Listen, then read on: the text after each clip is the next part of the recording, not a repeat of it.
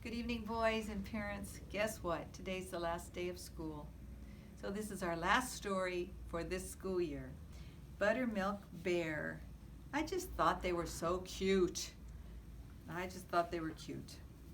In the early spring, right after the snow had melted, there were great changes in the land called autumn fall.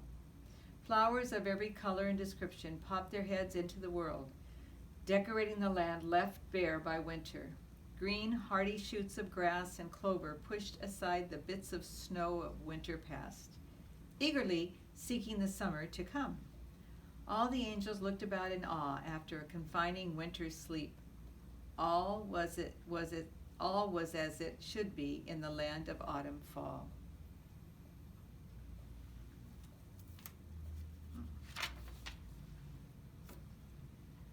There was at this time in this land a bunny family, hopping about, searching for a new springtime home. There was a mama bunny, a papa bunny, and a baby bunny named Buttermilk, who looked just like her name.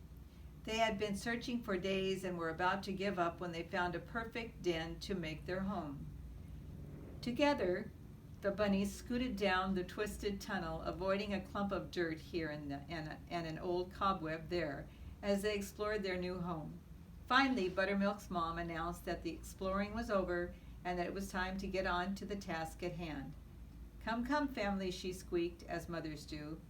We need sweet grasses for the mattresses and pollen for the pillows. Work, work, work. Buttermilk looked at her papa, and her papa looked at her. Then, laughing and chanting, work, work, work, they marched off together to gather what was needed. They worked and labored far into the night, and when all was as neat as a pin, they fell fast asleep.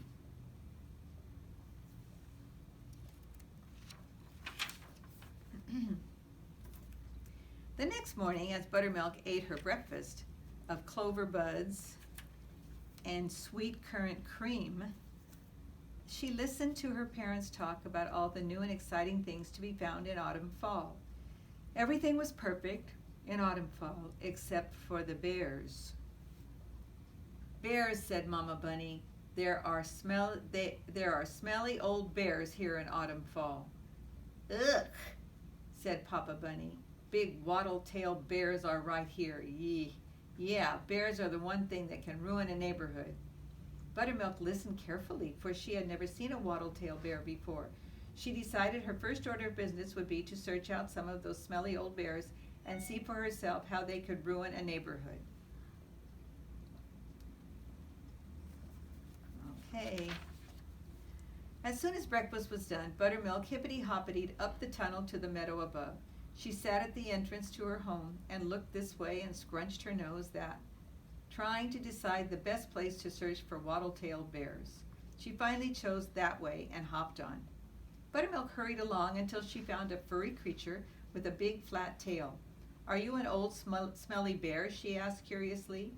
And if you are, why are you ruining the neighborhood? No, I'm not a bear. I'm a beaver.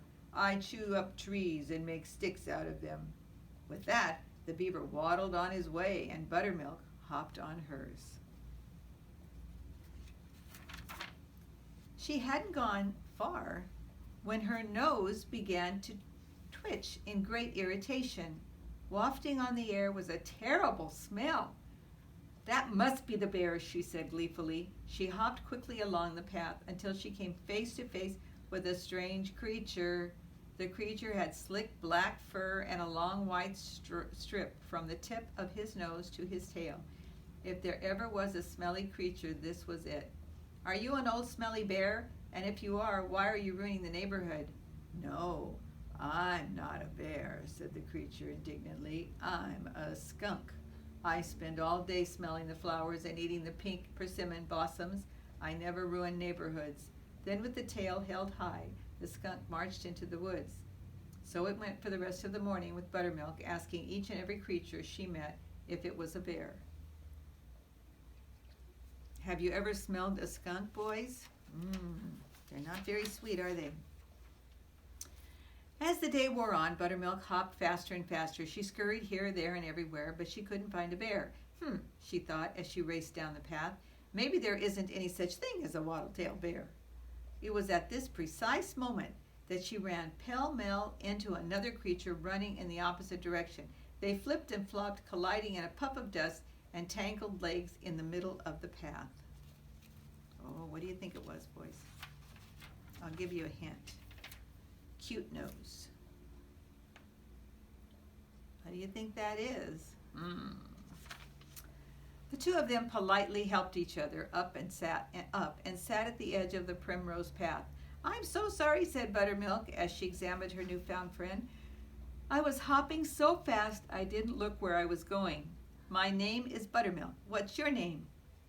The other creature smiled a gentle smile and said, "My name is Jingle, and I wasn't looking either, so please accept my apologies. For you see, my parents were saying just this morning that some waggle-eared bunnies had moved into the area. Papa said, 'There goes the neighborhood.' I have never seen a bunny before, and I wanted to find out what kind of an animal could carry off an entire neighborhood." Buttermilk giggled. "It couldn't be the bunnies, because I'm a bunny. My papa said it was the wattle-tailed bears who were running in the neighborhood." The little bear laughed and laughed. "It couldn't be the bears, because I'm a bear, and I have never ruined a neighborhood."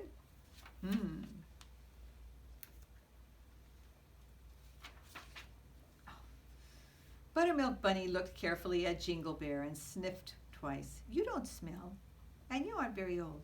Maybe my papa was wrong." "Yeah," said Jingle after sizing up Buttermilk. "You don't look nearly big enough to carry off a neighborhood. Maybe my papa was wrong too."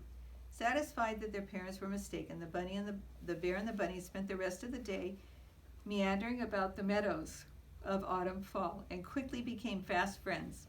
Later, as the sun was setting low, they hugged each other that special way friends do, and promised to meet tomorrow at the very same spot on the primrose path. Then they hopped and waddled in opposite directions to tell their parents the good news. This is the cutest picture. Isn't that a cute picture?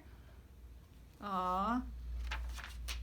Buttermilk skittered and scampered through the woods to the burrow and the bunnies called home. She zipped down the tunnel and ran right into her mother, who happened to be carrying the supper of fern-leaf lettuce to the table. Buttermilk went flying.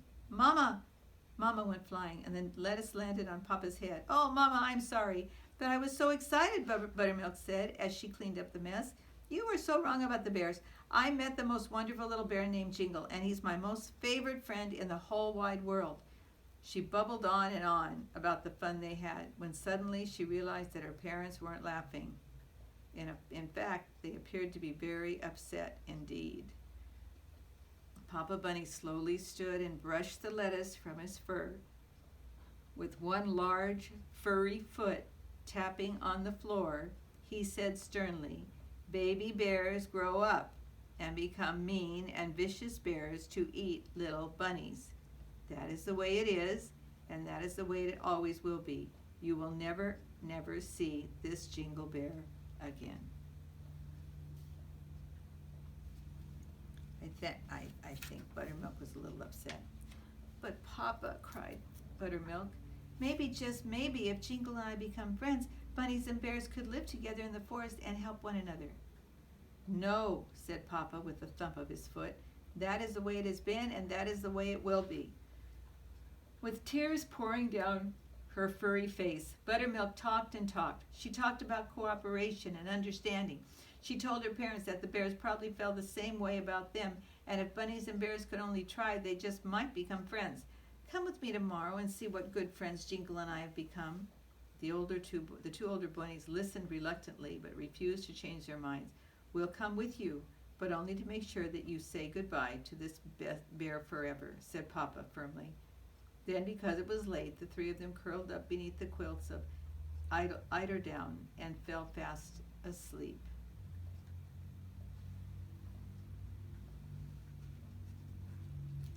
Cute little bunny.